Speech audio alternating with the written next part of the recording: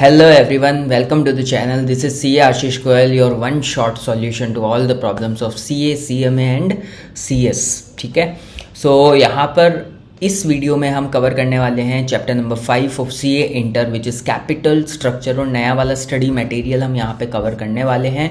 मैंने आप लोगों के लिए हैंड रिटन नोट्स भी बना दिए हैं, तो हैंड रिटन नोट्स आपको मिल जाएंगे। टेलीग्राम चैनल का लिंक आपको फ्री ऑफ कॉस्ट मिल जाएगा सब, और टेलीग्राम चैनल का लिंक डिस्क्रिप्शन बॉक्स में आपके लिए दिया हुआ है, तो वहाँ पे जाके आप टेलीग्राम चैनल को ज्वाइन कर सकते हो।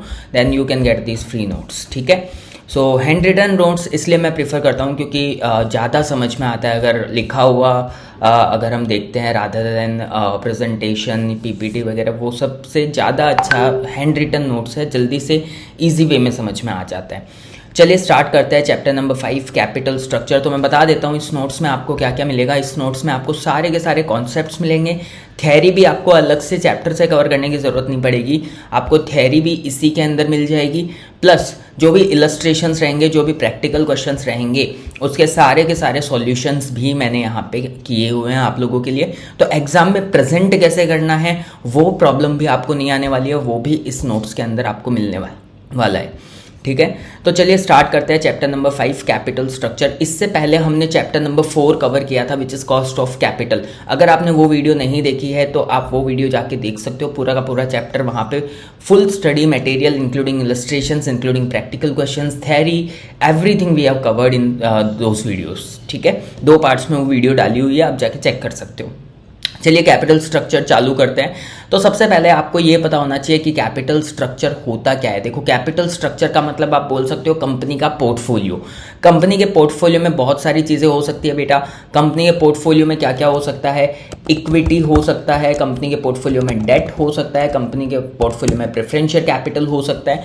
तो ये सब का अगर मैं कॉम्बिनेशन कर देता हूँ, इन सब का एक कॉम्बिनेशन कर देता हूँ, तो उस चीज़ को हम फिर क्या बोल देते हैं? कंपनी का कैपिटल स्ट्रक्चर। तो ये क्या होता है बेटा? अलग अलग सोर्सेज ऑफ फाइनेंस है हमारे पास जहां से हम फंड्स ले सकते हैं। तो बोलता है कि capital structure is the combination of Capitals from different sources of finance. और डिफरेंट सोर्सेज ऑफ फाइनेंस क्या क्या होता है? इक्विटी होता है, डेट होता है, प्रेफरेंशियल कैपिटल होता है।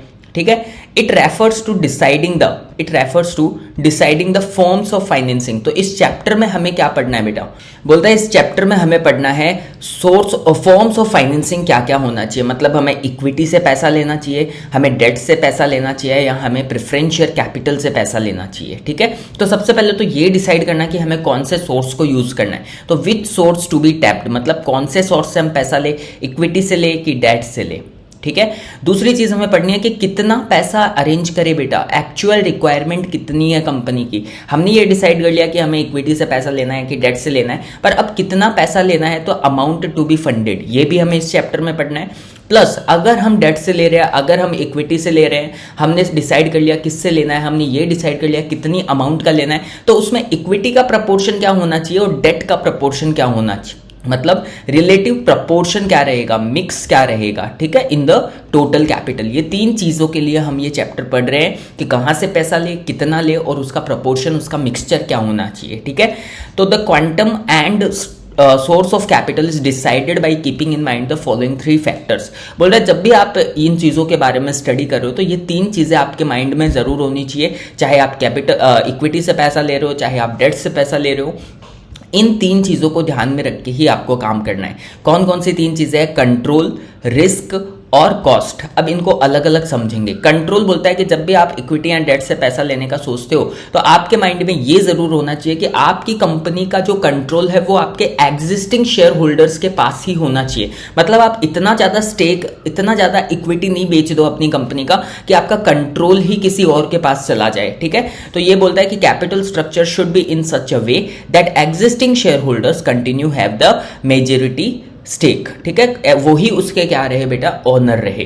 दूसरा बोलता है रिस्क को भी ध्यान में रखना चाहिए आपको कि इतना ज्यादा डेट आप नहीं ले लो कि बहुत ज्यादा रिस्क हो जाए, बहुत ज्यादा लाइबिलिटी हो जाए कंपनी की, और कंपनी उसका इंटरेस्ट ही पे नहीं कर पाए, कंपनी उसका रीपेमेंट ही नहीं कर पाए। तो फाइनेंशियल रिस्क जो है ना वो कभी इंक्रीज नहीं होना चाहिए बियॉन्ड द टोलरेबल लिमिट। जितना कंपनी की कैपेसिटी हो उतना ही डेट उठाना है आपको। ठीक है, तीसरी चीज बोलता है कॉस्ट। कॉस्ट का भी ध्यान में रखो कि चाहे हम इक्विटी से ले रहे हो चाहे हम डेट से ले रहे हो, हमारा ओवरऑल जो कॉस्ट ऑफ कैपिटल है बेटा, ऑलरेडी हम कॉस्ट ऑफ कैपिटल चैप्टर पढ़ ही चुके हैं, तो ओवरऑल कॉस्ट ऑफ कैपिटल जो है ना, मतलब टोटल कॉस्ट आपकी कितनी रहनी चाहिए, मिनिमम रहनी चाहिए। और ओवरऑल कॉस्ट ऑफ कैपिटल को क्या बोलते हैं, WACC या फिर KOB बोलते हैं, आपको पता होगा। फिर बोलता है कि ऑब्जेक्टिव क्या होता है, एक फाइनेंशियल मैनेजर का ऑब्जेक्टिव क्या होता है, एक कंपनी का ऑब्जेक्टिव क्या होता है। बेटा आपका ऑब्जेक्टिव क्या होगा अगर आप एक कंपनी हो तो, कि आपकी कंपनी की वैल्यू मैक्सिमम हो, ठीक है। तो आपका ऑब्जेक्टिव क्या होना चाहिए, मैक्सिमाइजेशन ऑफ द वैल्यू और वेल्थ ऑफ द कंपनी, ठीक है। वैल्यू ऑफ द फर्म आपको क्या करना है, मैक्सिमाइज करना है। ये क्या होता है बेटा, एक प्राइम ऑब्जेक्टिव होता है कैपिटल स्ट्रक्चर डिसाइड करने का, ठीक है। उसके बाद में बोलता है कि वैल्यू ऑफ फर्म कैसे कैलकुलेट करोगे। ये चीज हमें क्वेश्चंस में काम में आने वाली है कि वैल्यू ऑफ फर्म कैसे कैलकुलेट किया जाता है। तो बोलता है वैल्यू ऑफ फर्म कैलकुलेट करने के लिए आपको EBIT लेना है और उसको डिवाइड कर देना overall cost of capital. EBIT मतलब net operating income, earning before interest and taxes की फुल फॉर्म होती है बेटा। इसको डिवाइड कर दोगे KO से है तो आपकी क्या आ जाएगी, वैल्यू ऑफ द फर्म। बोलता है एक दूसरा तरीका भी है वैल्यू ऑफ फर्म निकालने का। दूसरा तरीका क्या है, आप इक्विटी की वैल्यू को ऐड कर दो, आप डेट की वैल्यू को ऐड कर दो, वही तो आपकी टोटल कैपिटल इंप्लॉयड हुई, वही तो आपका टोटल वैल्यू हुआ बेटा। जितना इक्विटी आपके पास है, जितना डेट आपके पास है, अगर आप उन दोनों का सम कर दोगे तो वही तो आपका total value of the firm हुआ, ठीक है।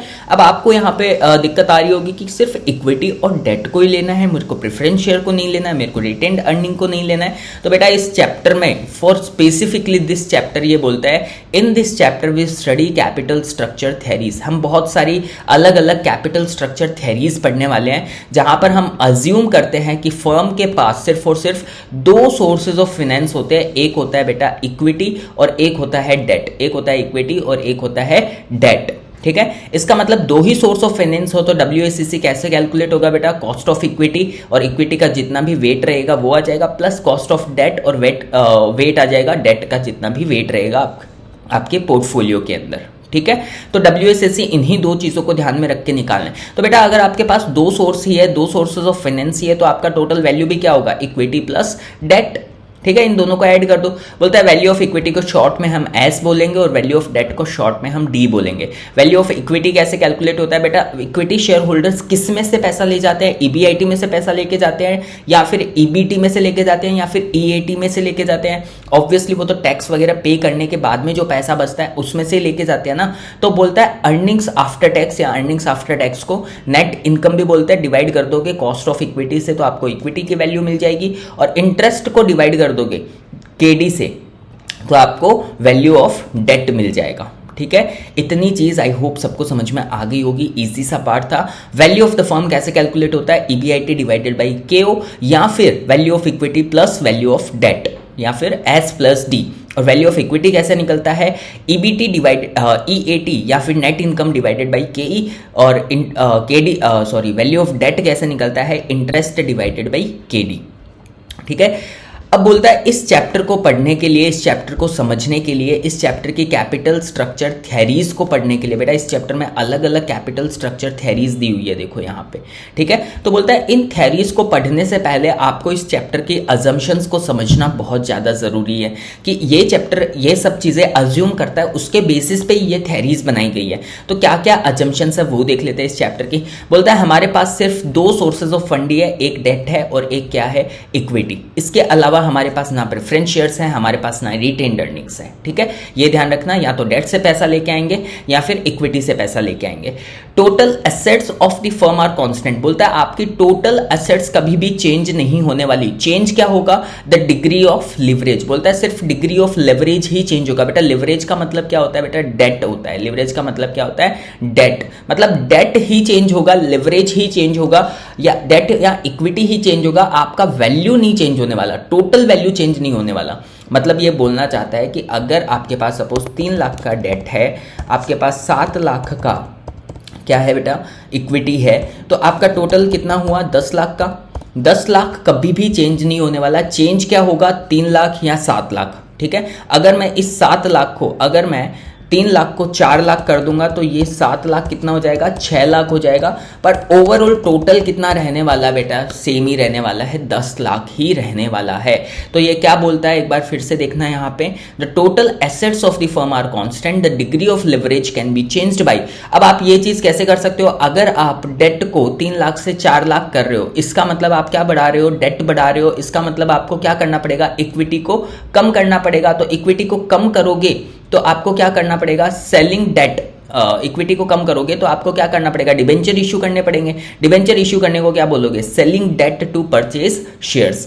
अगर आपको इक्विटी को कम करना है तो आपको बायबैक करना पड़ेगा ना शेयर्स का, तो उस शेयर्स के बायबैक को इन्होंने क्या बोला है कि परचेज करना पड़ेगा। मतलब आपका लिवरेज या डेट बढ़ जाएगा, और अगर इसका उल्टा कर देंगे, selling shares to retire debt, तो आपका लिवरेज और डेट क्या हो जाएगा, कम हो जाएगा। ये दूसरी एजम्पशन है इस चैप्टर की। तीसरी अजम्पशन बोलता है कि टैक्सेस आर नॉट कंसिडर्ड। बोलता है इस पूरे चैप्टर के अंदर एक्सेप्ट वन थ्योरी, बेटा एक थ्योरी है एमएम अप्रोच है विद टैक्स वाला, ठीक है, आगे देखेंगे हम। एमएम अप्रोच विद टैक्स की एक थ्योरी है जिसके अंदर बोलता है कि आपको टैक्स कंसिडर करना है, इसके अलावा कहीं भी इस चैप्टर में आपको टैक्स का कंसिडरेशन नहीं करना है। ये चीज़ क्यों करी बेटा इन्होंने, क्योंकि आपको पता होगा अलग अलग कंट्रीज में अलग अलग टैक्स रेट चलती है, इंडिया में कुछ और चलती है, यूके में कुछ और चलती है, और कहीं कुछ और मिलेगी। तो ऐसा में इन्होंने बोला कि हम एक ऐसी थ्योरी बना लेते हैं जहां पर टैक्स का कोई इंपैक्ट ही नहीं है, मतलब यूनिवर्सल इसकी क्या कर सके, हम एप्लीकेबिलिटी कर सकें, ठीक है। बोलता है कंपनी जितना भी कमाती है, जितना भी अर्निंग्स आफ्टर टैक्स बचता है, पूरा का पूरा अर्निंग क्या कर देती है कंपनी, डिविडेंड के रूप में बांट देती है, ठीक है, डिविडेंड के फॉर्म में बांट देती है। तो डिविडेंड पे आउट रेशियो कितना है बेटा, 100%, ठीक है। तो रिटेन अर्निंग कितना हुआ, 0 हुआ। Firms total financing remains constant. Total financing मतलब बेटा ये 10 लाख की ही बात कर रहा है, ठीक है। ये दोनों अजम्पशंस एक दूसरे से जुड़ी हुई है, सेकंड नंबर और 5th नंबर, ठीक है। उसके बाद में नेक्स्ट बोलता है business risk is constant over time, we consider only financial risk over here. बोलता है कि बेटा हम बिजनेस रिस्क को नहीं छेड़ते हैं, हम सिर्फ फाइनेंशियल रिस्क को छेड़ते हैं। फाइनेंशियल रिस्क का मतलब क्या हो गया बेटा, कि आप अगर डेट बढ़ाओगे तो आपका रिस्क बढ़ेगा ना, फाइनेंशियल रिस्क बढ़ेगा, और डेट अगर कम कर लोगे तो आपका फाइनेंशियल रिस्क क्या हो जाएगा, कम हो जाएगा, क्योंकि डेट कम करोगे तो इंटरेस्ट कम देना पड़ेगा, तो फाइनेंशियल रिस्क भी कम हो जाएगा, ठीक है। उसके बाद में बोलता है कि the firm has perpetual life, ये तो आपको मानना ही पड़ेगा। आप कहीं भी कोई भी चैप्टर पढ़ते हो तो यही मान के, यही अजम्पशन लेके हम काम करते हैं कि आपकी जो कंपनी है वो क्या है बेटा, गोइंग कंसर्न है। और बोलता है बाकी जो भी फैक्टर है उनको क्या मान लो, कांस्टेंट मान लो, ठीक है। तो इस चैप्टर को पढ़ने से पहले आपको ये अजम्पशंस दिमाग में होनी चाहिए कि हमें सिर्फ और सिर्फ डेट और इक्विटी के रिगार्डिंग पढ़ना है। हमारा वैल्यू ऑफ फर्म कैसे निकलता है, ईबीआईटी डिवाइडेड बाय केओ। केओस कैसे निकलता है, केओ निकलता है बेटा केई और केडी का वेट से अगर मल्टीप्लाई कर देंगे तो केओ आ जाएगा। केई कैसे निकलता है, नेट इनकम डिवाइडेड बाय केई, और वैल्यू ऑफ डेट कैसे निकलता है, इंटरेस्ट डिवाइडेड बाय केडी। उसके बाद में कुछ अजम्पशंस थी जो हमने ऑलरेडी देख लिया है, ठीक है। अब बेटा इंपॉर्टेंट पार्ट जहां से क्वेश्चंस पूछे जाते हैं, कैपिटल स्ट्रक्चर थ्योरीज, यही इस चैप्टर का मेन पार्ट है बेटा, कि कैपिटल स्ट्रक्चर थ्योरीज को एक्सप्लेन करो। कैपिटल स्ट्रक्चर थ्योरीज क्या होती है, और इसके ही रिगार्डिंग आपको प्रैक्टिकल क्वेश्चंस भी पूछे जाएंगे, ठीक है। इंपॉर्टेंट है, ध्यान से पढ़ना। बोलता है 4 टाइप की कैपिटल थ्योरीज आपके पास है, 4 टाइप की कैपिटल स्ट्रक्चर थ्योरीज आपके पास है। पहला है इररेलेवेंस थ्योरी, दूसरा है रेलेवेंस थ्योरी, और 2 थ्योरीज अलग है जिस पे मैंने अलग से यहाँ पे अदर थ्योरीज करके डाल दिया है, क्योंकि बेटा इस पे सिर्फ आपको थ्योरेटिकल क्वेश्चन पूछा जाता है इन दोनों पे, बाकियों पे आपको प्रैक्टिकल क्वेश्चन पूछा जाएगा, ठीक है। तो 2 थ्योरी और कौन सी है, ट्रेड ऑफ थ्योरी या फिर पैकिंग ऑर्डर थ्योरी, ये 2 थ्योरी और है इस चैप्टर की। अब बेटा इन दोनों को समझते हैं सबसे पहले जहां से क्वेश्चंस पूछे जाते हैं। बोलता है इररेलेवेंस थ्योरी होता है एक तो, और एक रेलेवेंस थ्योरी होता है। इसका मतलब क्या हुआ, इररेलेवेंस क्यों बोलते हैं और रेलेवेंस क्या बोलते हैं? बेटा ये बोलता है कि अगर आप अपने कैपिटल स्ट्रक्चर में चेंज करते हो, इररेलेवेंस थ्योरी क्या बोलता है, इररेलेवेंस थ्योरी बोलता है अगर आप अपने कैपिटल स्ट्रक्चर में चेंज करते हो, जैसे हमारा कैपिटल स्ट्रक्चर पहले डेट कितना था बेटा, डेट था 3 लाख और इक्विटी कितना था 7 लाख का, ठीक है। बोलता है अगर आप डेट को बढ़ा दोगे या इक्विटी को कम कर दोगे, या इक्विटी को बढ़ा दोगे या डेट को कम कर दोगे, अगर आप चेंज इन कैपिटल स्ट्रक्चर करते हो तो आपका वैल्यू ऑफ फर्म चेंज नहीं होने वाला है। ये कौन बोलता है, इररेलेवेंस थ्योरी। मतलब इररेलेवेंस थ्योरी शॉर्ट में इतना ही बोलना चाहता है कि if you change your capital structure, value of firm remains the same. Capital structure decision is irrelevant. बोलता है बेटा चाहे इक्विटी ले लो चाहे डेट ले लो कोई फर्क नहीं पड़ने वाला है, आपका वैल्यू ऑफ फर्म कितना रहने वाला है, सेम ही रहने वाला है, जितना पहले था उतना ही आज अभी भी रहने वाला है after change in the capital structure. But relevance theory इससे उल्टा बोलता है कि अगर आप अपने कैपिटल स्ट्रक्चर में चेंज कर देते हो लाइक दिस, तो इन दैट केस आपका वैल्यू ऑफ फर्म भी क्या हो जाएगा, चेंज हो जाएगा। इसका मतलब कैपिटल स्ट्रक्चर डिसीजन जो है वो इसको क्या मानता है बेटा, इंपॉर्टेंट मानता है, रेलेवेंट मानता है, इसके लिए इसको क्या बोल दिया है, relevance theory. Change in capital structure affects the value of the firm. ठीक है, आई होप ये दो चीजें सबको समझ में आ गई होगी कि इररेलेवेंस थ्योरी में मेन कॉन्सेप्ट क्या है और रेलेवेंस थ्योरी में मेन कॉन्सेप्ट क्या है। अब बेटा इसमें अलग अलग थ्योरीज बनाई हुई है on the basis of these things, ठीक है, जो हमने अभी सीखी है। तो इररेलेवेंस थ्योरी में हमें दो चीजें बोलता है, दो चीजें हमें पढ़नी है, एक नेट ऑपरेटिंग इनकम अप्रोच पढ़नी है और एक मोदी गिलानी एंड मिलर जिसको शॉर्ट में MM अप्रोच भी बोलते हैं, विदाउट टैक्स वाला पढ़ना है 1958। ठीक है, और रेलेवेंस थ्योरी में हमें 3 अप्रोच पढ़नी है, एक नेट इनकम अप्रोच पढ़नी है, एक ट्रेडिशनल अप्रोच पढ़नी है और एक Modigliani and Miller approach MM approach 1963 पढ़ना है विद टैक्स वाला। ठीक है, और उसके बाद में ये दो अलग से हम कवर करेंगे थ्योरेटिकल बेसिस पे। ठीक है, अब चलिए एक एक करके हर एक अप्रोच को कवर करते हैं। सबसे पहले हम पढ़ने वाले हैं net income approach. Net income approach कौन से थ्योरी का था बेटा, आपको याद होगा नेट इनकम अप्रोच जो है हमारा रेलेवेंस थ्योरी का कॉन्सेप्ट था। इसका मतलब अगर हम कैपिटल स्ट्रक्चर में चेंज करेंगे तो हमारा वैल्यू ऑफ फर्म भी क्या चेंज हो जाएगा क्या, हाँ बिल्कुल चेंज हो जाएगा। ठीक है, तो सबसे पहले हम कवर करने वाले हैं नेट इनकम अप्रोच जो कि पार्ट है रेलेवेंस थ्योरी का। बोलते हैं नेट इनकम अप्रोच बोलती है कि जैसे जैसे आप वैल्यू ऑफ डेट इंक्रीज करोगे, आप अगर अपना वैल्यू ऑफ डेट क्या करोगे, इंक्रीज करोगे, डेट अगर कंपनी में बढ़ाओगे तो आपका डेट का मतलब क्या हो गया, डिबेंचर या फिर लोन अगर लोगे तो आपका weighted average cost of capital या फिर ओवरऑल कॉस्ट ऑफ कैपिटल क्या हो जाएगा, डिक्रीज हो जाएगा और वैल्यू ऑफ फर्म क्या हो जाएगा बेटा, इंक्रीज हो जाएगा। ठीक है, मतलब सिंपली ये क्या बोलना चाहता है, अगर आप डेट को बढ़ाओगे तो weighted average cost of capital कम होगा और कॉन्सिक्वेंटली आपका वैल्यू ऑफ फर्म क्या हो जाएगा, इंक्रीज हो जाएगा। और अगर आप इसका वाइस वर्सा करोगे, मतलब उल्टा करोगे, तो बोलता है वैल्यू ऑफ डेट को अगर कम करोगे तो weighted average cost of capital बढ़ेगा और वैल्यू ऑफ फर्म क्या हो जाएगा, कम हो जाएगा। इस चीज को एक एग्जांपल से समझते हैं, ज्यादा बेटर समझ में आएगा। एग्जांपल मैंने लिया बेटा एजी लिमिटेड है। एजी लिमिटेड क्या करता है, इसका कॉस्ट ऑफ इक्विटी है केई कितना है 12%, केडी कितना है 8% और ईबीआईटी है इसका 2 लाख का। ठीक है, केस 1 मैंने लिया है कि जहां पर इसके पास इक्विटी कितना है 6 लाख का और डेट कितना है 4 लाख का। तो बेटा अगर मुझे weighted average cost of capital निकालना है तो आपको मैंने सिखाया हुआ है कि weighted average cost of capital कैसे निकालते हैं, कि आप इन दोनों के वेट्स ले लो। ठीक है, वेट्स ले लो, 6 lakh divided by 10 lakh, 4 lakh divided by 10 lakh, weights आपके पास आ जाएंगे। कॉस्ट ऑफ इक्विटी आपके पास है, कॉस्ट ऑफ डेट आपके पास है, वो लिख दो इनके सामने, इक्विटी के सामने इक्विटी और डेट के सामने डेट। और इस वेट को अगर आप कॉस्ट ऑफ कैपिटल से मल्टीप्लाई कर दोगे तो आपके पास क्या निकल के आ जाएगा, weighted average cost of capital. तो बेटा इन्होंने क्या बोला कि ये आपके पास डेटा है, केई 12% है, केडी 8% है और ईबीआईटी 2 लाख का है और weighted average cost of capital कितना है 10.40% का। ठीक है, तो अब अगर हमारे पास ये डेटा है तो आपको पता है वैल्यू ऑफ फर्म कैसे निकलती है, ऑलरेडी हमने सीख लिया है। वैल्यू ऑफ फर्म निकालने के लिए हम क्या करते हैं, ईबीआईटी डिवाइडेड बाय WACC करते हैं। तो हमारे पास ईबीआईटी कितना है, क्वेश्चन के अंदर 2 लाख का ईबीआईटी दे रखा है, WACC हमने निकाल लिया। तो क्या हम वैल्यू ऑफ फर्म कैलकुलेट कर सकते हैं, ईबीआईटी डिवाइडेड बाई KO या फिर WACC, 2 लाख डिवाइडेड बाई 10.40% कितना आ गया, 19,23,077 का आपके पास क्या आ गया, वैल्यू ऑफ द फर्म। अब ये थ्योरी क्या बोलती है बेटा, आप अगर डेट को इंक्रीज कर दोगे तो आपका WACC डिक्रीज हो जाएगा और आपका वैल्यू ऑफ फर्म क्या हो जाएगा, इंक्रीज हो जाएगा। तो चलो ये करके देखते हैं एक बार। अगर मैं डेट को क्या कर देता हूं, 4 लाख से कितना कर देता हूं, 7 लाख।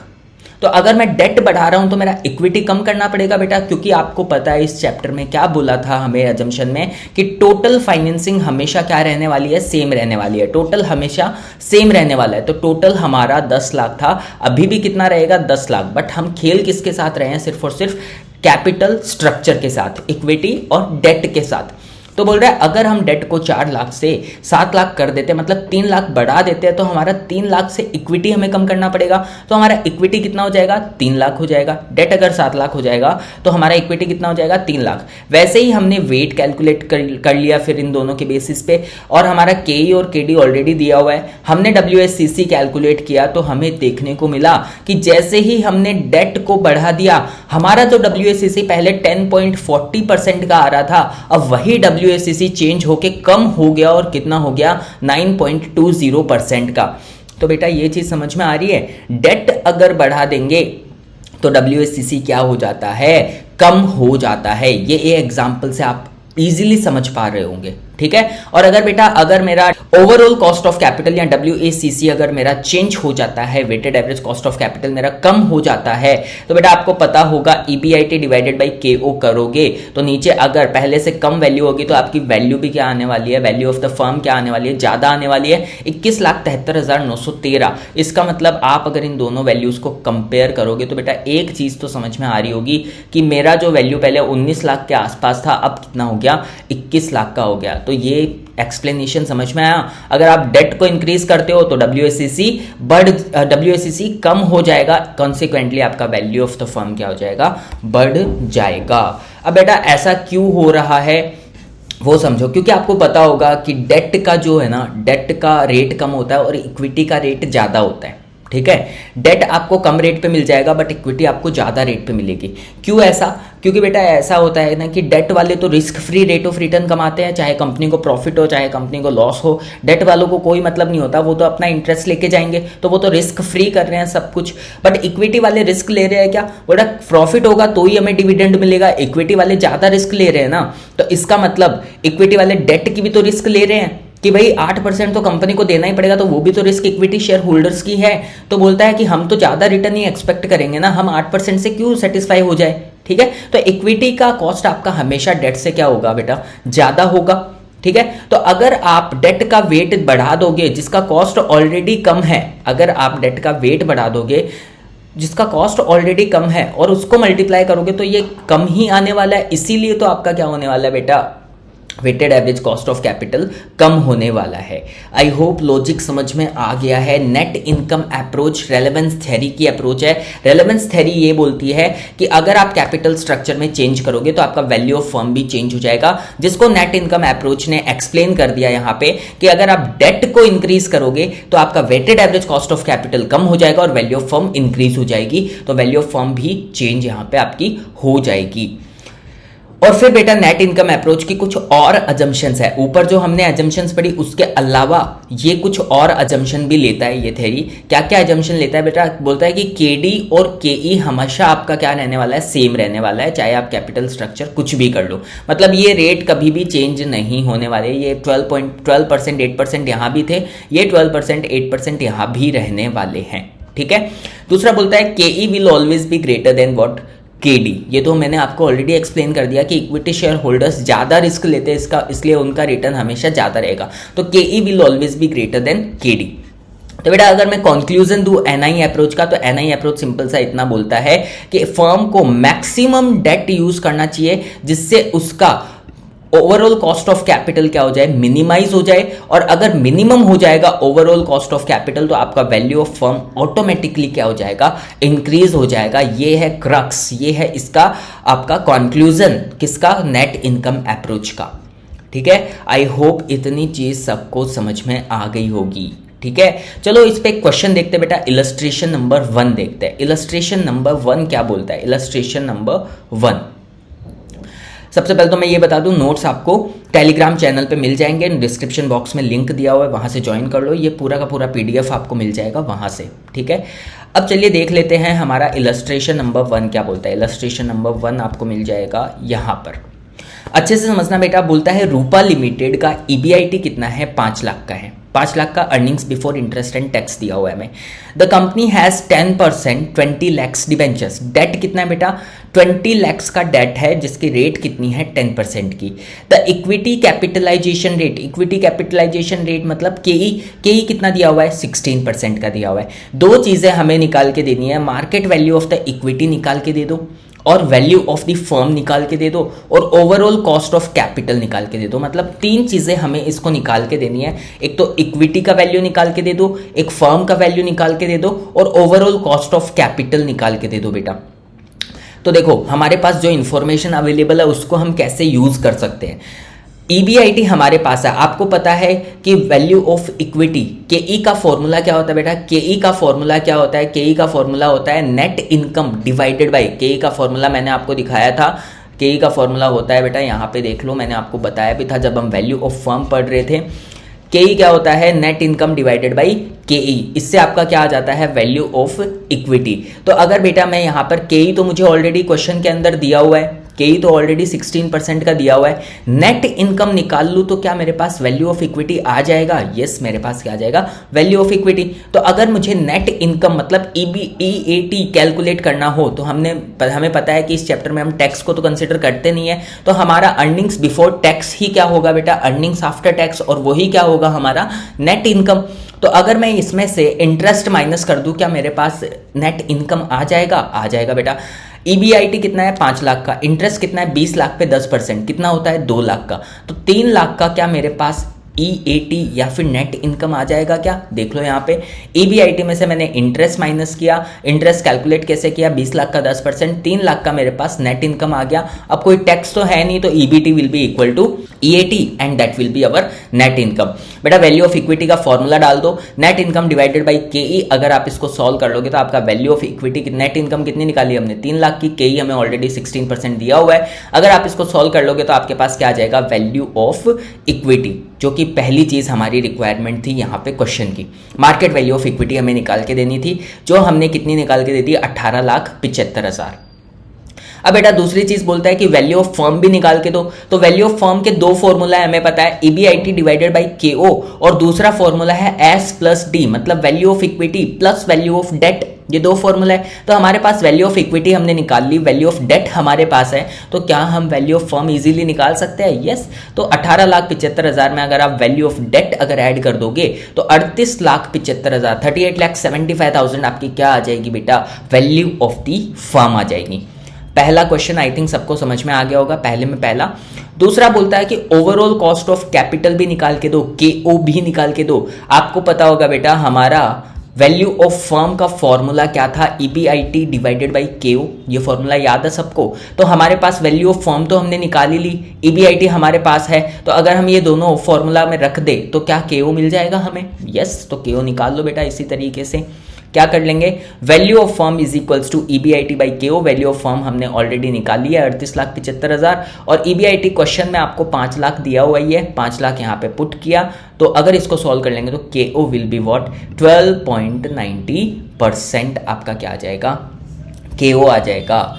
बेटा इजी सा क्वेश्चन है, एग्जाम में 3 से 4 मार्क का आराम से ये क्वेश्चन पूछा जाएगा और इजीली आप कैलकुलेट कर सकते हो। कोई यहाँ पे महाभारत करने की जरूरत नहीं है, ठीक है। तो अगर आपको 2 फॉर्मूला पता है, आपको एक फॉर्मूला पता है कि आपका वैल्यू ऑफ फर्म कैसे आता है, EBIT डिवाइडेड बाई KO, या फिर कैसे आता है S प्लस D, और इक्विटी कैसे निकलती है, net income divided by KE, और डेट कैसे निकलता है, इंटरेस्ट डिवाइडेड बाई KD। अगर इतना आपको पता है तो इजीली आप ये क्वेश्चन क्या कर सकते हो बेटा, सोल्व कर सकते हो, ठीक है। I hope net income approach सबको क्लियर हो गया होगा कि नेट इनकम अप्रोच क्या होता है। सिर्फ इतना ही बोलता है कि डेट अगर इंक्रीज होगा तो आपका ओवरऑल कॉस्ट ऑफ कैपिटल नीचे आएगा और वैल्यू ऑफ फर्म क्या हो जाएगा, बढ़ जाएगा। और इसको मैंने विद एग्जांपल भी आपको एक्सप्लेन करके बता दिया है। कोई प्रॉब्लम मेरे तरफ से यहाँ पे होनी नीचे मेरे ख्याल से, ठीक है। अब चलो बेटा नेक्स्ट अप्रोच में चलते हैं, which is traditional approach. Traditional approach किसकी थ्योरी थी बेटा, इररेलेवेंस की थी या रेलेवेंस की थी। देखो यहाँ पे ट्रेडिशनल अप्रोच भी किसकी थी, रेलेवेंस थ्योरी का ही था। तो चलो यहाँ पे देखते हैं, रेलेवेंस थ्योरी का क्रक्स याद रखना। रेलेवेंस थ्योरी ये बोलती है कि कैपिटल स्ट्रक्चर में चेंज होगा तो वैल्यू ऑफ फर्म भी क्या होगा, चेंज होगा। ट्रेडिशनल अप्रोच क्या बोलता है, नेट इनकम अप्रोच वालों को बोला भाई तुम रुको, नेट इनकम अप्रोच वालों को बोला कि आप एक बार रुक जाओ, हम आपकी चीज को एक्सप्लेन करते हैं, आप अच्छे से एक्सप्लेन नहीं कर पाए, हम बताते हैं। बोलता है कि हम आपकी बात से बिल्कुल सहमत है कि अगर आप वैल्यू ऑफ डेट को बढ़ाओगे तो आपका वैल्यू ऑफ फर्म इंक्रीज हो जाएगा। पर हम ये बोलते हैं कि आप अगर एक लिमिट से ज्यादा अपने वैल्यू ऑफ डेट को अगर बढ़ा लोगे, एक लिमिट से ज्यादा लेवरेज को अगर आप बढ़ा लोगे, डेट को बढ़ा लोगे, इन दैट केस आपका जो वैल्यू ऑफ फर्म है वो धीरे धीरे नीचे आने लगेगा। मतलब आप डेट को बढ़ाओ तो सही, बट एक ऑप्टिमम पॉइंट तक ही बढ़ाओ, एक ऑप्टिमम पॉइंट तक ही बढ़ाओ जहां तक आपका वैल्यू ऑफ फर्म इंक्रीज हो रहा है, उसके बाद आप डेट को बढ़ाना बंद कर दो। ठीक है, मतलब ये बोल रहे हैं आप वैल्यू ऑफ डेट को बढ़ाओ बट एक ऑप्टिमम पॉइंट तक बढ़ाओ, क्योंकि इसके बाद जो है आपका वैल्यू ऑफ फर्म ऑटोमेटिकली नीचे आने लग जाएगा। तो ये थ्योरी क्या बोलती है, traditional approach, as per traditional approach as a result of financial leverage, मतलब debt up to some point, optimum point, overall cost of capital जो है वो नीचे आती है, जो कि एनआई अप्रोच भी बोलता था बेटा, और वैल्यू ऑफ फर्म इंक्रीज होती है। बट अगर आप उसके बियॉन्ड जाओगे, ऑप्टिमम पॉइंट के बियॉन्ड जाओगे, इन दैट केस क्या होगा बेटा, आप अगर ज्यादा डेट इश्यू कर दोगे तो इसका मतलब इक्विटी शेयर होल्डर्स की रिस्क ज्यादा बढ़ गई क्या? अगर आप ज्यादा डेट इश्यू कर दोगे तो इंटरेस्ट ज्यादा देना पड़ेगा, तो इक्विटी शेयर होल्डर्स का पैसा जो डिविडेंड मिलता है वो और कम हो जाएगा, इसका मतलब उनकी रिस्क और बढ़ गई क्या? बढ़ गई। ठीक है, तो इन दैट केस बोलता है आपका अगर इक्विटी शेयर पहले इतनी रिस्क ले रहा था, अब उससे ज्यादा रिस्क ले रहा है, तो क्या वो ज्यादा रिटर्न एक्सपेक्ट नहीं करेगा? बिल्कुल करेगा। तो बोलता है आपका इक्विटी शेयर होल्डर भी ज्यादा एक्सपेक्ट करने लगेगा और उससे आपका केई जो है ना वो इंक्रीज हो जाएगा। और बेटा अगर आप पहले 6% का डेट दे रहे थे, आपके पास 1 करोड़ का डेट था, आज आपके पास 10 करोड़ का डेट है, तो डेट होल्डर्स को क्या लगेगा, कंपनी तो अच्छा कमा रही है इसीलिए कंपनी लोन ले रही है। ठीक है, इसका मतलब कंपनी अच्छा कमा रही है तो हम 6% पे क्यों दे कंपनी को, हम भी ज्यादा चार्ज करेंगे, इंटरेस्ट भी ज्यादा लेंगे, तो डेट होल्डर्स भी ज्यादा डिमांड करने लग जाएंगे, उससे आपका केडी भी बढ़ जाएगा, तो केई भी बढ़ जाएगा और केडी भी बढ़ जाएगा, तो उस केस से आपका weighted average cost of capital नीचे आने की बजाय क्या हो जाएगा बेटा, ऊपर चला जाएगा, और अगर वो ऊपर चला गया तो आपका वैल्यू ऑफ फर्म क्या हो जाएगा, नीचे आ जाएगा। तो बोलता है कि आप डेट को बढ़ाओ तो सही, बट एक ऑप्टिमम पॉइंट तक ही बढ़ाओ जहां पर ये रिटर्न ज्यादा एक्सपेक्ट नहीं करे आपके इक्विटी शेयर होल्डर्स और डेट होल्डर्स। ठीक है, तो बोलता है कि leading to increase in K O and thereby decreasing the value of the firm. तो कंक्लूजन सिर्फ इतना सा है, डेट को बढ़ाओ but up to optimum point where K O will be minimum and value of firm will be maximum. ठीक है, traditional approach सबको समझ में आई क्या? दोनों अप्रोच एक दूसरे से लिंक्ड था बेटा। एनआई अप्रोच बोलता था डेट को बढ़ाओ, weighted average cost of capital कम होगा तो आपका वैल्यू ऑफ फर्म इंक्रीज होगा। ट्रेडिशनल अप्रोच बोलता है कि अगर आप डेट को बढ़ा रहे हो, हम आपकी बात मानते हैं, बट एक ऑप्टिमम पॉइंट तक ही बढ़ाओ जहां पर आपका weighted average cost of capital minimum होगा और वैल्यू ऑफ फर्म क्या होगा, मैक्सिमम होगा। ठीक है, इतना ही बोल रहा है। फिर बेटा कुछ और अजम्पशंस ये बोलता है कि के will always be greater than के डी, ये तो हमने ऑलरेडी देख लिया। बोलता है के डी आपका कांस्टेंट ही रहने वाला है for a certain period, but अगर जैसे जैसे आप ऑप्टिमम पॉइंट से ऊपर जाओगे तो आपका के डी जो है ना वो इंक्रीज हो जाएगा। ये तो हमने यहाँ पे भी देखा ही था बेटा, ज्यादा एक्सपेक्ट करने लगेंगे वो। ठीक है, बोलता है के भी एक सर्टेन टाइम तक क्या रहेगा, कांस्टेंट रहेगा या फिर धीरे धीरे इंक्रीज होगा, बट अगर ऑप्टिमम पॉइंट से ऊपर चले जाओगे तो इन दैट केस आपका फाइनेंशियल रिस्क इंक्रीज हो जाएगा और के भी क्या हो जाएगा, इंक्रीज हो जाएगा। ये हमने यहां भी देखा कि इक्विटी शेयर होल्डर्स ज्यादा रिटर्न एक्सपेक्ट करने लगेंगे। और बोलता है केओ जो है स्टार्टिंग में तो नीचे आएगा, पर ऑप्टिमम पॉइंट से ज्यादा अगर चले जाओगे तो वो बढ़ने लग जाएगा। ठीक है, तो ये कुछ और अजम्पशंस थी इस अप्रोच की। ये बेटा था आपका ट्रेडिशनल अप्रोच। ट्रेडिशनल अप्रोच पे क्या कोई इलस्ट्रेशन है, एक बार चेक करते हैं। ट्रेडिशनल अप्रोच ये रहा, इस पे इलस्ट्रेशन नंबर 2 पे आ जाओ बेटा। इलस्ट्रेशन नंबर 2 क्या बोलता है, Indira limited has an EBIT of 1 lakh, 1 lakh का ईबीआईटी है। The company makes use of both the debt and equity capital, दोनों इक्विटी और डेट को ये यूज करता है। फर्म के पास 10% डिबेंचर है, 5 लाख के वैल्यू ऑफ डेट है, एंड फर्म की इक्विटी कैपिटलाइजेशन रेट कितनी है, 15% की।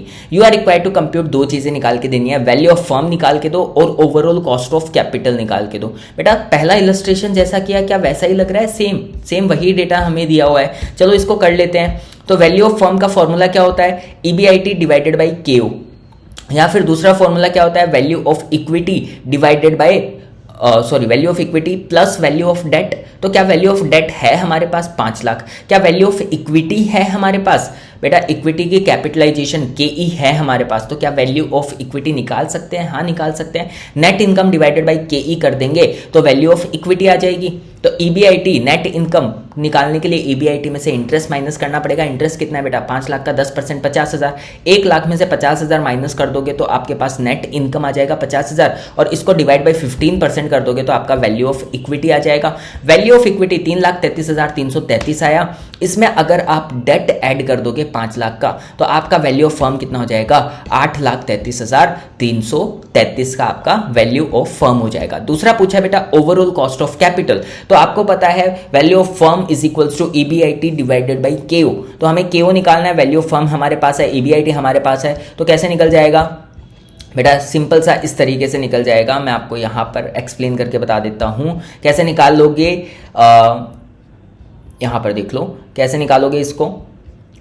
वैल्यू ऑफ फर्म कितना है? 8,33,333 इक्वल टू कितना? EBIT 1 लाख और डिवाइडेड बाई बेटा डिवाइडेड बाई KO आपको क्या करना है? डिवाइड करना है। तो अब आप अगर इसको सॉल्व करोगे तो कितना हो जाएगा बेटा? K को उधर भेज दोगे तो 1 लाख डिवाइडेड बाई 8,33,333 अगर करोगे तो आपके पास सॉल्यूशन कितना आ जाएगा बेटा? 1 लाख डिवाइडेड बाई 8,33,333 कितना आ जाएगा? 12% का आपका ओवरऑल कॉस्ट ऑफ कैपिटल आ जाएगा। तो बेटा इलस्ट्रेशन नंबर 2 समझ में आ गया? कुछ नहीं था, इजी सा था। पहला और दूसरा बहुत इजी से समझे। आई होप समझ में आ गया होगा। ठीक है, 2 अप्रोच हमने ऑलरेडी कवर कर लिया है। इलस्ट्रेशन नंबर 3 भी देख लो बेटा, छोटा सा है। Determine the optimal capital structure of a company from the following information.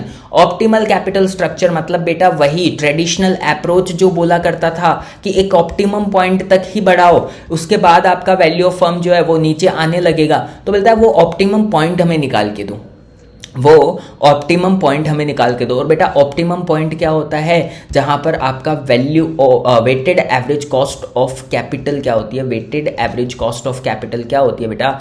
Minimum weighted average cost of capital आपकी होती है। उसी लेवल को क्या बोलते हैं हम? Optimum level.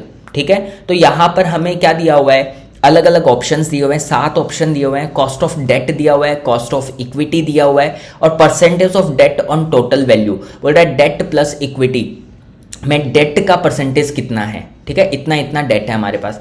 तो बेटा KD है, KE है और वेट्स दिए हुए हैं, तो क्या हम KO निकाल सकते हैं? बिल्कुल निकाल सकते हैं। Weight multiplied by cost of capital करोगे तो आपके पास weighted average cost of capital आ जाएगा। तो बेटा आपको क्या क्या कॉलम बनाने हैं? एक तो ऑप्शन का कॉलम बना लेना, एक KD का कॉलम बना लेना। KD के सामने KD के वेट तो आपको दिए ही हुए हैं, डेट का परसेंटेज तो दिया ही हुआ है। इसमें 0% है, इसमें 0.1 है, इसमें 0.2 है, इसमें 0.3, 0.4, 0.5, 0.6 वो लिख देना। मल्टीप्लाई कर देना इनको इससे, तो आपके पास क्या आ जाएगा?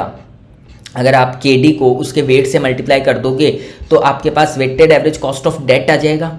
ठीक है, और उसके बाद में KE लिख लेना 13, 13, 13, 13। डेट का इतना परसेंटेज है तो बैलेंस किसका हुआ बेटा? इक्विटी का। ये देख लो, यहाँ पे मैं आपको समझा देता हूँ।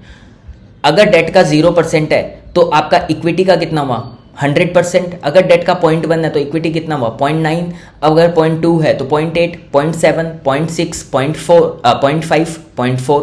ठीक है, वेट आ जाएंगे। इक्विटी का KE आ गया हमारे पास, इसको वेट से मल्टीप्लाई कर दोगे और फिर weighted average cost of debt और weighted average cost of equity को ऐड कर दोगे तो आपके पास क्या आ जाएगा बेटा? WACC weighted average cost of capital आ जाएगा। देख लो यहाँ पे पहले में क्या बोला इन्होंने? 11% मल्टीप्लाइड बाई 0 क्यों किया बेटा? 11 डेट था और डेट का कितना है? 0 था, मतलब 100% इक्विटी का है तो 13 मल्टीप्लाइड बाई 100 देख लो, या फिर 1, 13% आ गया। दूसरे ऑप्शन का देख लो KO कैसे आया?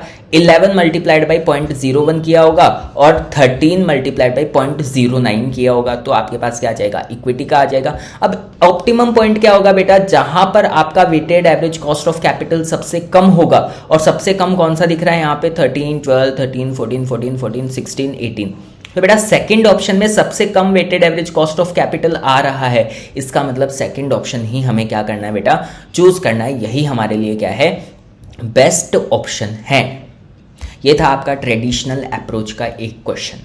ठीक है, जिसको आपको थ्योरेटिकली भी मैंने समझा दिया और विद इलस्ट्रेशन भी आपको समझ में आ गया होगा। ठीक है। तो बेटा दो अप्रोच हमारी खत्म हो गई है यहाँ पे, पहली नेट इनकम अप्रोच और दूसरा ट्रेडिशनल अप्रोच, दोनों ही रेलेवेंस थ्योरी का अप्रोच था। अब तीसरा अप्रोच हमारा स्टार्ट होता है which is net operating income approach. और आपको पता होगा नेट ऑपरेटिंग इनकम अप्रोच कौन से थ्योरी से रिलेटेड है बेटा, इररेलेवेंस थ्योरी से रिलेटेड है। Net operating income approach irrelevance theory का अप्रोच है। इररेलेवेंस थ्योरी क्या बोलता है कि कैपिटल स्ट्रक्चर में कुछ भी चेंज कर लो, आपको कैपिटल स्ट्रक्चर में जो चेंज करना है वो चेंज कर लो, पर आपका जो total value of the firm जो है ना, वैल्यू ऑफ द फर्म जो है ना, वो हमेशा क्या रहने वाला है, सेम ही रहने वाला है। इसका मतलब कैपिटल स्ट्रक्चर डिसीजन जो है वो आपके लिए क्या होने वाला है, इररेलेवेंट होने वाला है। और इसी थ्योरी का हम एक अप्रोच पढ़ रहे हैं, नेट ऑपरेटिंग इनकम अप्रोच। आ जाओ बेटा मेरे साथ, आई होप सब कुछ समझ में आ रहा होगा आपको। तो बेटा ये क्या बोलता है, नेट ऑपरेटिंग इनकम अप्रोच क्या बोलता है, ये मैंने आपको यहाँ पे कॉन्सेप्ट बताया, एग्जाम में लिख के नहीं आना है, आपको समझ में आ जाए एक बार देखते ही, इसलिए मैंने यहाँ पे लिखा है। बोलता है बेटा अगर आप डेट इंक्रीज करते हो, अगर आप कंपनी में डेट इंक्रीज करोगे तो हम मानते हैं कि आपका weighted average cost of capital तो नीचे आएगा। ये तो हमने ऊपर वाली दो अप्रोच में भी देखा कि अगर डेट को इंक्रीज करेंगे तो weighted average cost of capital नीचे आएगा। पर बेटा अगर डेट इंक्रीज करोगे तो आपका फाइनेंशियल रिस्क तो ऊपर जाएगा, और अगर फाइनेंशियल रिस्क ऊपर जाएगा तो इक्विटी शेयर होल्डर्स ज्यादा रिटर्न एक्सपेक्ट करेंगे, तो आपका केई तो ऊपर जाएगा। और अगर केई ऊपर जाएगा तो बेटा केई ऊपर जाएगा तो आपका weighted average cost of capital भी तो ऊपर जाएगा। केई ऊपर जाएगा तो आपका weighted average cost of capital भी तो ऊपर जाएगा। तो बेटा एक जगह weighted average cost of capital नीचे आ रहा है बिकॉज ऑफ डेट, और बिकॉज ऑफ इक्विटी एक जगह weighted average cost of capital ऊपर जा रहा है। तो ये दोनों चीजें एक दूसरे से क्या हो जाएगी, कंपनसेट हो जाएगी। तो आपका ओवरऑल जो वैल्यू ऑफ द फर्म है ना, वो लास्ट में क्या बचने वाला है, सेम ही बचने वाला है। जो पहले था वही अभी बचने वाला है। मतलब decrease in WACC due to debt will be compensated by increase in WCC due to KE। इसका मतलब हमारा इररेलेवेंस थ्योरी भी तो यही बोलता था बेटा कि आपका वैल्यू ऑफ फर्म हमेशा क्या रहने वाला है, सेम ही रहने वाला है। आप चाहे डेट इक्विटी में कुछ भी कर लो, कुछ चेंज नहीं होने वाला। तो यही अप्रोच इसको एक्सप्लेन करता है कि नेट ऑपरेटिंग इनकम बोलता है डेट बढ़ाओगे तो हम मानते हैं कि weighted average cost of capital नीचे तो आएगा, पर इक्विटी बढ़ जाएगा। क्यों बढ़ जाएगा, क्योंकि फाइनेंशियल रिस्क इंक्रीज हो जाएगी, और इक्विटी बढ़ जाएगा तो weighted average cost of capital ऊपर चला जाएगा। इन दोनों का इफेक्ट एक दूसरे से क्या हो जाएगा, कंपेंसेट हो जाएगा। तो आपका क्या हो जाएगा बेटा, ओवरऑल इफेक्ट सेम ही आने वाला है। तो आपका वैल्यू जो पहले था वही वैल्यू आज भी होने वाला है। तो वैल्यू में कोई भी चेंज नहीं होने वाला है। ये बोलता है आपका नेट इनकम अप्रोच। इसकी भी कुछ एडिशनल अजम्पशंस है बेटा। एक तो ये भी सेम अजम्पशन लेता है कि के will be always greater than KD. ये चीज हमने समझ ली है। केडी हमेशा कांस्टेंट रहेगा चाहे कितना भी डेट ले लो, और आप जितना डेट इंक्रीज करोगे, केई बोलता है कि एज फाइनेंशियल लिवरेज या फिर debt increases, the increase in K E will compensate the increase in financial risk such that K O will remain constant. K O last में आपका क्या होने वाला है, कांस्टेंट ही होने वाला है। और अगर केओ कांस्टेंट हो गया, केओ कांस्टेंट हो गया तो बेटा ईबीआईटी तो चेंज होने नहीं वाला, नीचे क्या आता है, केओ आता है। और अगर केओ नीचे लिखोगे तो वैल्यू ऑफ फर्म आपके पास आ जाएगी, जो कि हमेशा क्या रहने वाली है, सेम रहने वाली है, क्योंकि केओ आपका कभी चेंज होने ही नहीं वाला है। ठीक है, तो इसका कंक्लूजन क्या हुआ नेट ऑपरेटिंग इनकम अप्रोच का, बोलता है the increase in debt in capital structure leads to increase in K E. ठीक है, यही बात बोल रहा है, डेट बढ़ाओगे तो केई बढ़ेगा। ठीक है, सच दैट केओ रिमेन सेम। तो ये इफेक्ट दोनों का सेट ऑफ हो जाएगा। तो आपका केओ जो है वो हमेशा कांस्टेंट ही आने वाला है। The value of firm does not change by the amount of debt in the capital structure. ये तो इररेलेवेंस थ्योरी बोलती है, तो उसी का ही तो पार्ट है ये। ठीक है, तो यहां पर आपका नेट ऑपरेटिंग इनकम अप्रोच भी खत्म हो जाता है। सिर्फ इतना सा बोलता था कि डेट बढ़ाओगे तो केई बढ़ेगा तो डेट का जो इंपैक्ट आ रहा था WACC पे वो केई से सेट ऑफ हो जाएगा। तो ओवरऑल केओ सेम ही रहने वाला है, तो आपका वैल्यू ऑफ फर्म भी सेम रहने वाला है। ये बोलता है आपका नेट इनकम अप्रोच। चलो इलस्ट्रेशन नंबर 4 देखते हैं। 3 तक तो हमने देख लिया, इलस्ट्रेशन नंबर 4 देखते हैं। इलस्ट्रेशन नंबर 4 बोलता है Amita limited's operating income, EBIT दिया हुआ है बेटा 5 लाख का। बेटा मैंने ये 2, 3 और 4 का सॉल्यूशन आपको नहीं करके दिया है, क्योंकि आपको पता होगा एक इलस्ट्रेशन नंबर 1 के जैसे ही ये सब, इसलिए मैंने इनका अलग से सॉल्यूशन नहीं किया है। ठीक है, इजीली आप कर सकते हो। ठीक है, तो बोलता है illustration number 4, Amita limited's operating income EBIT कितना है 5 लाख का है। The firm's cost of debt कितना है 10% का केडी दिया हुआ है और firm currently employs 15 lakhs of debt, 15 lakh का डेट दिया हुआ है। Overall cost of capital of the firm कितना दिया हुआ है 15% दिया हुआ है। बेटा ये पूछता है you are required to calculate total value of the firm. बेटा वैल्यू ऑफ द फर्म का फॉर्मूला क्या होता है EBIT divided by K O. EBIT भी है हमारे पास और केओ भी, इस बार हमें ओवरऑल कॉस्ट ऑफ कैपिटल तो केओ ही दिया हुआ है, तो डायरेक्टली हम कर देंगे 5 लाख डिवाइडेड बाई 15%, तो कितना आ जाएगा 5 लाख डिवाइडेड बाई 15% अगर करोगे तो वैल्यू ऑफ फर्म कितना निकल के आ जाएगा 33,33,333 आ जाएगा।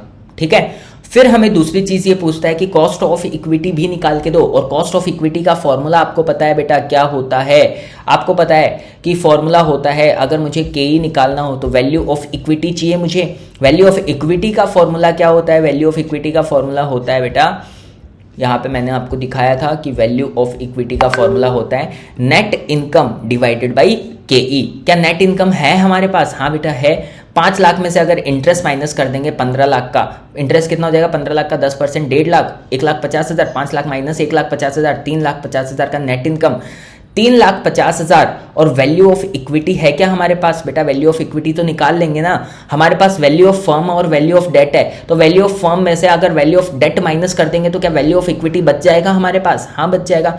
तो 33,33,333 में से 15 लाख डेट की वैल्यू माइनस करेंगे तो इक्विटी का वैल्यू बच जाएगा हमारे पास, जो कि कितना आएगा 18,33,333। और हमारा नेट इनकम कितना है 3,50,000। 3,50,000 डिवाइडेड बाई 18,33,333 करेंगे तो हमारा केई इजीली कैलकुलेट हो जाएगा 19.09%। आई होप इलस्ट्रेशन नंबर 4 भी सबको समझ में आ गया होगा। इजी सा था बेटा इलस्ट्रेशन 1, 2, 3 और 4। चलिए इलस्ट्रेशन नंबर 5 में चलते हैं। इलस्ट्रेशन नंबर 5 क्या बोलता है? ये इतना बड़ा सॉल्यूशन क्या हुआ बेटा, आपको कुछ ज़्यादा दिमाग नहीं लगाना है, मैंने जैसे आपको बताया वैसे ही करना है। ठीक है, तो ये नीचे वाला देखने की ज़रूरत नहीं है। ठीक है, इलस्ट्रेशन नंबर 5 क्या बोलता है? ये अच्छा इलस्ट्रेशन है, इसको ध्यान से करना बेटा, इसका सॉल्यूशन भी मैंने आपको करके दिया है यहाँ पे। इलस्ट्रेशन नंबर 5, तो पढ़ो इलस्ट्रेशन नंबर 5 को। Alpha limited and beta limited are identical except for capital structure. बोला दोनों एक जैसी ही कंपनियां हैं पर कैपिटल स्ट्रक्चर अलग अलग है। Alpha limited has 50% debt and 50% equity. Alpha limited के कैपिटल स्ट्रक्चर में 50% डेट है और 50% इक्विटी है। बीटा लिमिटेड के कैपिटल स्ट्रक्चर में 20% का तो डेट है और 80% का क्या है बेटा, इक्विटी है। All percentages are in market value terms. ठीक है, the borrowing rate for both the companies is 8%। बोलता है जो भी डेट ले रखा है ना कंपनी ने, दोनों ने 8% ही ले रखा है और नो टैक्स वर्ल्ड है, मतलब हमें पता ही है इस चैप्टर में हम टैक्स तो मानते ही नहीं है। And capital markets are assumed to be perfect, ये तो हमें पता ही है। कैपिटल मतलब सब कुछ इंफॉर्मेशन सबके पास अवेलेबल है, सारे के सारे पर्सन्स क्या है, रैशनल है। ए में क्या बोलता है, if you on 2% of the shares of alpha limited. बोलता है आपके पास अगर अल्फा लिमिटेड के 2% शेयर्स है, अगर आपके पास अल्फा लिमिटेड के 2% शेयर है, determine your return if the company has net operating income. Net operating income का मतलब हो गया ईबीआईटी ऑफ 3,60,000 का ईबीआईटी है and the overall capitalization rate of the company कितना है, केओ कितना है, 18% का है। बेटा आपको डेटा दिया हुआ है, सबसे पहले ए ही देखते हैं। ए में पहला देख रहे हैं हम, अल्फा लिमिटेड की ही बात करनी है हमें सिर्फ। अल्फा लिमिटेड का कैपिटल स्ट्रक्चर कितना है, 50-50 है, 50% डेट है और 50% इक्विटी है और केडी कितना है, 8% का है। ईबीआईटी दिया हुआ है और केओ दिया हुआ है, तो बेटा इसको कैसे सॉल्व कर लेंगे, ईबीआईटी डिवाइडेड बाई अगर केओ करेंगे तो हमारे पास का वैल्यू ऑफ फर्म आ जाएगी क्या, तो करो 3,60,000 डिवाइडेड बाई 18% अगर करोगे तो क्या वैल्यू ऑफ फर्म आ जाएगी हमारे पास, कितनी आ गई वैल्यू ऑफ फर्म, 20 लाख का वैल्यू ऑफ फर्म आ गया।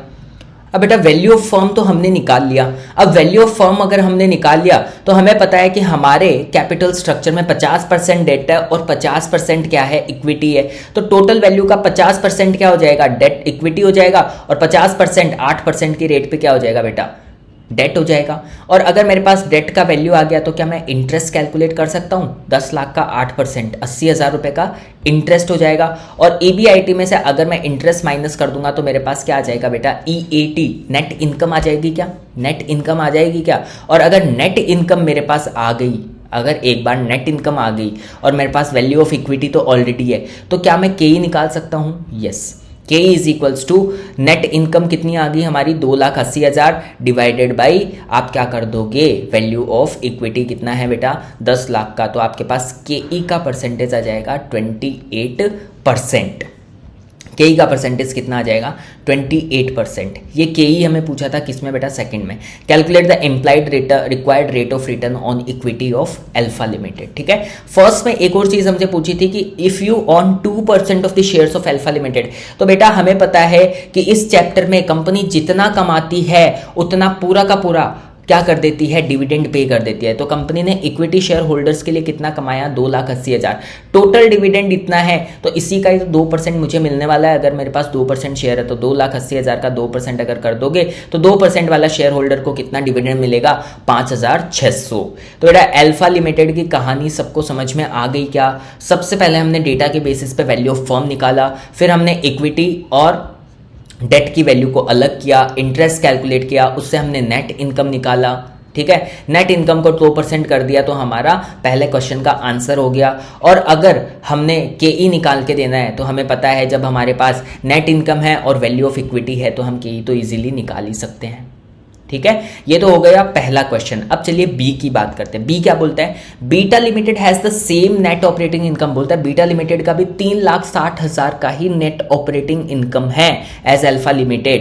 Calculate the implied required rate of return on equity of beta limited. बोलता है आप बीटा लिमिटेड का क्या निकाल के दो, implied required rate of return, मतलब के ई निकाल के दो ऑन इक्विटी, मतलब के ई निकाल के दो।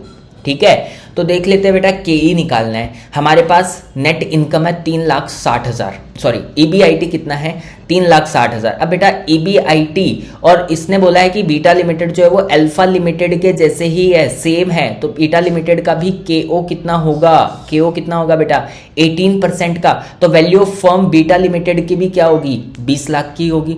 तो 20 लाख की ही वैल्यू क्या होगी बेटा बीटा लिमिटेड की भी वैल्यू होगी। और इसका कैपिटल स्ट्रक्चर कैसा है 20 और 80%। इसका मतलब डेट कितना है 20 लाख का 20%, डेट का वैल्यू कितना आ जाएगा 4 लाख। और अगर 4 लाख वैल्यू आ गया तो 4 लाख का 8% इसका क्या हो जाएगा इंटरेस्ट हो जाएगा।